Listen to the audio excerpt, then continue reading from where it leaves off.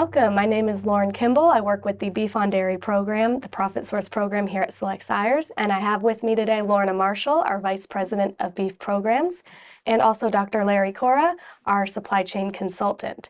And so with ProfitSOURCE, it is our fully encompassing Beef on Dairy program, which covers genetics, calf care, and traceability. And we always get a lot of questions about how do we know these stack up. I'll share a little bit more from our traceability efforts to show what we've learned on the commercial side, but we really did do a deep dive with some research we completed recently, and we're really excited to share that with you today. We did a research trial where we sourced beef on dairy calves from 2 geographically close and similar herds and fed them out for the full feeding period, same amount of time, to learn a little bit more about these animals on feed, as well as acquiring full carcass data on these animals. So I'll actually kick it to Lorna and let her tell us a little bit more about the design of this trial and with Dr. Cora, what we've learned from it. Yeah, this was a really interesting trial, and it was fun to kind of design and see how the cattle performed. So we fed a pen of cattle. Half of them were sired by ProfitSOURCE sires. Half of them were sired by competitor sires. They were all sourced at a very close proximity from 2 dairies with very similar management. The calves were actually raised on the dairy to about 5 weights, and then they were sent to High Plains Feed Yard in Kansas, where we put them on the GrowSafe system. So we were able to collect feed intake data. One of the interesting things about this trial is that all the cattle were fed in the same pen. So, very similar environment for those cattle. And we also left them on the GrowSafe system for the entire feeding period for 209 days, so that if there were differences along those 209 days, we would be able to kind of see that in terms of their growth curve. The data looks really favorable for the ProfitSOURCE cattle, which is the exciting part. They gained 0.3 of a pound more per day throughout the entire feeding period. So from a live weight standpoint, they ended up being about 160 pounds heavier than the competitor cattle coming off of feed. Because we did collect intake data and because they did gain a little bit more, they did also consume a little bit more, but there was no statistical difference in terms of the efficiency of the 2 genetic groups. The other thing I think that we saw was that there wasn't a big difference in health. And we'll talk about liver abscesses here in a minute, but I think that was one of the other interesting things that when you talk about the early growth and feeding period that we learned about those cattle. When we took those cattle on and we harvested them at Cavanis in Hereford, Texas, and we brought in Texas Tech to collect the carcass data for us. We wanted this to all be third-party verified information, and we really wanted to make sure that we were doing it from the correct research perspective. When you look through some of the carcass data, we ended up being about 80 pounds heavier in terms of hot carcass weight, which Dr. Cora will talk about here in a minute, is really significant when you talk about the value difference in the 2 genetic groups and how they performed on a grid basis. There was about a 100-point difference in terms of the marbling score.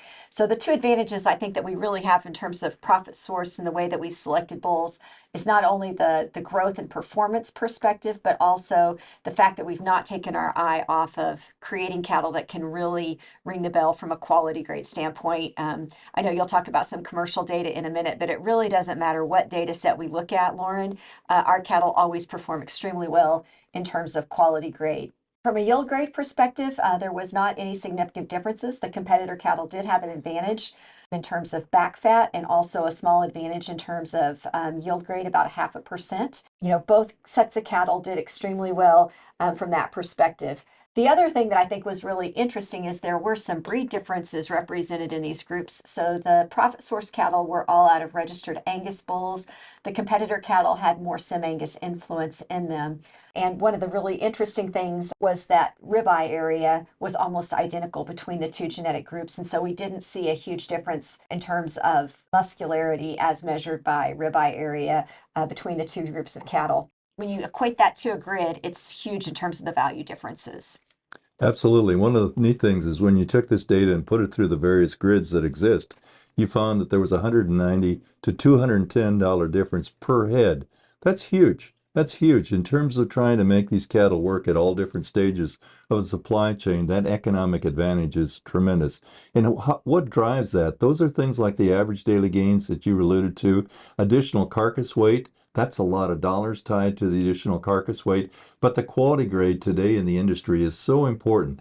The Erner Berry data, for example, on certified Angus, we used to think in the old days it'd be $5, $6, $8. It lately, in the last couple of years, because of the demand for quality, has been in that $18 to $20 range. That's huge. On a per hunt, that's $18 to $20, not per head, per hundredweight of carcass.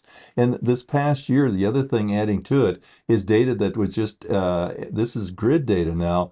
Prime, for example, in the grids, the average of composite grids average close to $32. That's absolutely huge. And that ties back then to the added economic value in these cattle, which is the name of the game. You've got to make these cattle work from a profitability standpoint. Exactly. So really exciting. The other piece I would throw in real quickly, Lauren, I think you can speak to this, is we did collect liver abscess scores. Big discussion in the beef on dairy space that we face all of the time. And, we're seeing a lot of commercial data that I think you're going to talk about, Lauren. Lots of times we're going to see pens of cattle that are 30 to 80% with some type of a liver abscess issue. Both sets of these cattle were in the 25 or 15 to 25% range in terms of any liver abscesses, which is very low for any beef on dairy cattle. And I take that back to, I'm not sure that that's due to genetics. I think that has a lot more to do with calf care. Right. I think there's still a lot of work to be done in the industry to truly pinpoint this. It's, as you've said, been a huge topic and the one that we get asked quite often. But again, regardless of whether it's the genetics or the calf care, the good thing about ProfitSOURCE is that the requirement to be on a ProfitSOURCE program is to care for these calves as you would your replacement. So that's the right quality, quantity, and cleanliness of colostrum within those first critical hours of birth, dipping the navel, and so forth.